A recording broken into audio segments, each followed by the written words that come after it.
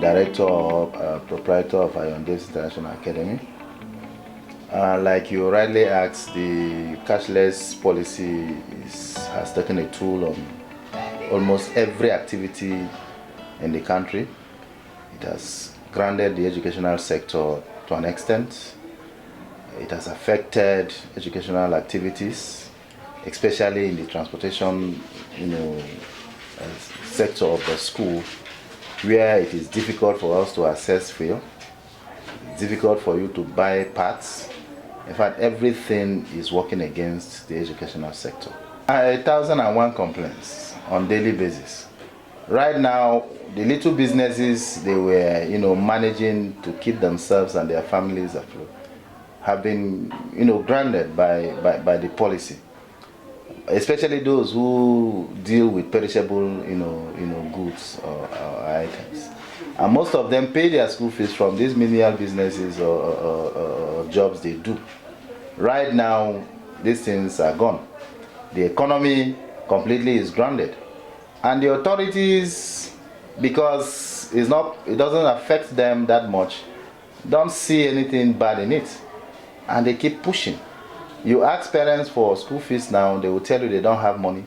The so-called system they introduce without taking into cognizance some of the sectors that would have been properly put in place before the implementation of this system. For instance, the network providers, you transfer money, it will take 3, 4, 5, 6 days before you see deposit, or if at all there is a reverse of that money. People keep calling, you have paid, they will tell you they've not seen, you keep going back and front with those, kind of things. My parents are majorly, petty traders, and it has affected them. And that has also affected the school negatively. The teachers need to be paid, but it is until these parents pay before we can pay the teachers. Now that the parents cannot pay, it becomes difficult for us to pay the teachers. And I believe all the schools around my own area here are suffering from the same thing, because our parents are not politicians, they are not big-time contractors, they are just peasant farmers who are living in the community. So it's not really funny as far as the schools are concerned. I will tell them to keep hope alive, do the little they can. The school is also having a listening ear. There are menial, jobs and little businesses, they are doing. They should just keep it up, believing that, a day will come when all these things will be true.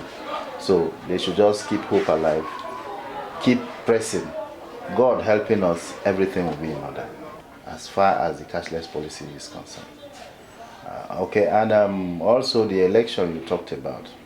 Yeah, the election has come and gone. The INEC have done theirs. There are mixed feelings all over the country. Some, applauding the winner, some rejecting results because it didn't go their way according to them. We are told that the election was massively rigged.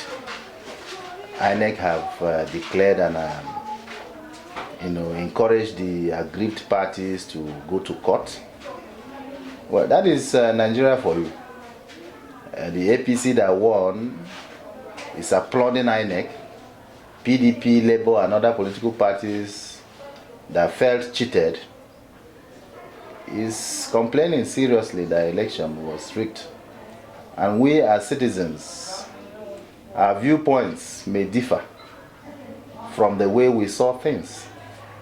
As a person, I wouldn't want to dabble much into politics, but as an individual, as a citizen, I felt the election was not properly conducted because we had a lot of setbacks. So if INEC will look into it and do the needful, I think it will go a long way to help the governorship and House of Assembly election. Different opinions, different perception as far as election is concerned, and the public outcry as regards the National Assembly and the presidential elections. People like myself talking to you, That was my very first time of voting. And after voting, things like this happened. What is the encouragement? But we'll always say, we should still go ahead and vote. Because if you say you won't vote, then you've given them the license to do whatever they feel like doing. I think with this massive outcry of people, the INEC also have learned their lessons. Those who think and rig and manipulate will know that Nigerians are wiser now, and they will want to see what will be the outcome of this particular election. So I believe that I'm encouraging them to still go ahead and vote for the candidates they want to vote into key positions. Because if they are not there, the suffering will continue. And that is all that is my message.